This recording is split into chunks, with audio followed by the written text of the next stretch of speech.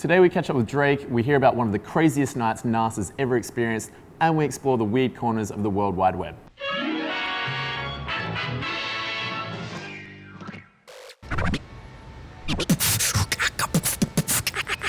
Yo, what up? This is Nas, and this is like a crazy party, crazy thing I remember from back in the days. I went to a party in the city for the Shaft movie premiere with Samuel Jackson, New York City, nightclub. All of a sudden, I'm in the middle of Wesley Snipes and Grace Jones. Wesley had on black, and he was chilling, and Grace was chilling, very beautiful. Grace Jones knocked my drink on my arm, and some of it got on her arm. She didn't see me there, she just did it by mistake, and I looked. She looked at me, and she grabbed me, and her arm, it was sleeveless. She looked at her arm where the drink had fell and just licked her arm where the drink had fell. And I was a few things. I was starstruck, turned on. I thought I was in the Twilight Zone. And she probably didn't even know who I was. But who she is, I'm a fan. And someone else grabbed me. It's Wesley Snipes. Oh shit, he pushes, boom. And he's asked me, are you a rapper or a scientist? And I'm like, damn, Wesley Snipes pushed me kind of hard. Like, that's Wesley and everything, but you know, he's pushing me. Like, what's going on? I said, are you a rapper or a scientist? And I'm like, damn, Wesley Snipes is about to do some blade shit to me. So I pushed him back, boom. And I said, you won't make it out of here alive, man. Wesley realized, why am I pushing Nas? And I'm like, why am I pushing back Wesley? And where's Grace Jones at? It was just a weird little moment right there, so. And that was some crazy ass shit from back in the days around the way. Love those days. I thought Wesley Snipes was in prison.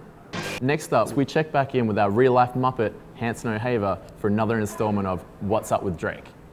I'm Hanson O'Haver. This is What's Up with Drake. So I'd like to take some time today to address what's kind of the most common criticism of Drake, which is that he has no sense of humor about himself. And you know, I don't know Drake personally, so for all I know, he could be a perfectly modest and just affable young man, but I'll agree that the way he presents himself is as someone who takes himself too seriously. For example, he tweets things like, I don't have an addictive personality, but I'm hooked on it, or like post ridiculous photos of himself on his own blog. And in any normal situation, this would take away from an artist's charm. You know, we like people that are kind of self-effacing, and musicians who take themselves really seriously are the worst. For example, think of Creed, or like Bono with his tinted sunglasses and his arms spread like a sort of rock and roll Jesus. Every once in a while, due to a combination of synergy and luck and whatever else, for a brief period of time, everything that a musician does is flawless. And during this period, if they were to present themselves in a less than serious manner, it would only take away from their charm. For example, think of Prince's Purple Rain. Everyone agrees that it's amazing, but it's also totally insane. Yet if Prince were to acknowledge this and to sort of wink at his audience and say, hey guys, I know that you guys know that this is totally silly, the whole thing would have been ruined. I think that right now we've reached this sort of peak Drake where everything that he does is amazing. From his albums to his videos to his guest spot on the new Meek Mill song. And as long as he continues in this manner, there's no reason that he needs to present himself as anything less than just a totally serious guy making serious music about his really serious emotions. Why do I have this weird feeling that Drake's going to steal Hanson from Vice just to become his hype man? And finally, we check back in with our buddy, Thomas Morton, a Dickens character that time forgot, to get his take on all of the shit that we waste our lives on instead of getting anything productive done. It's time for another episode of Watchin. Hi, welcome to the Vice offices. As you can see, everybody here is doing a very good job looking busy. They're all at computers though, which means what they're actually doing is basically what you are doing, screwing around on the internet. I work on a computer too. I'm no stranger to YouTube links. And so I've decided to put together a few of my favorites from this week. Let's come enjoy the cream of the crop.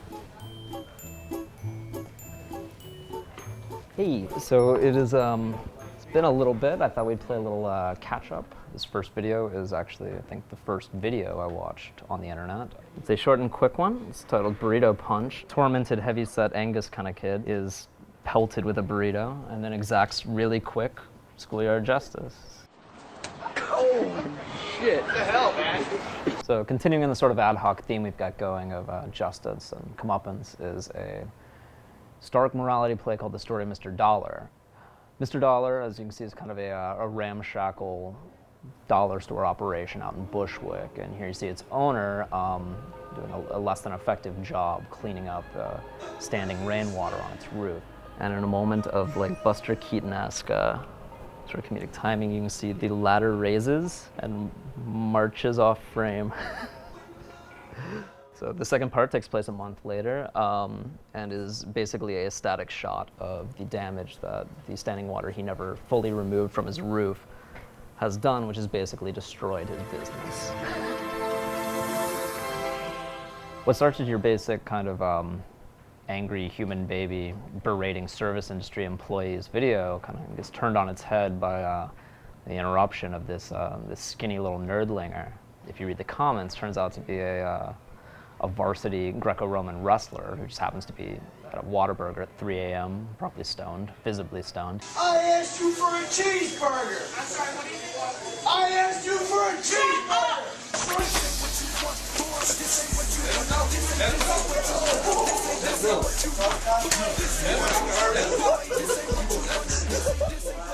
To keep this from getting too kind of like morality heavy, next is a simple slice of life from either North England or Scotland. It's basically a guy who sees a trampoline passing by in a storm. Oh my god! Trampoline! Trampoline! Oh my god! Oh my god! A picture-perfect sort of life imitates art callback to one of the greatest moments of 1990s animation.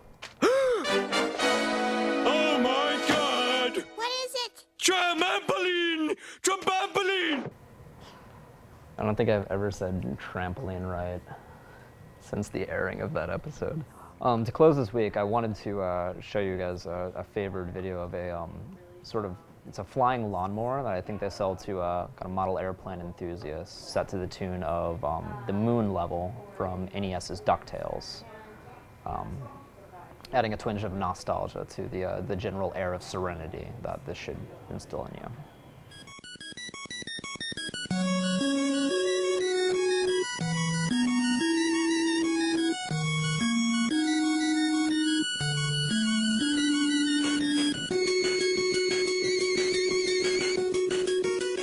That's it for now. We'll be back next week. Thanks for YouTubing in, and subscribe to stuff, please.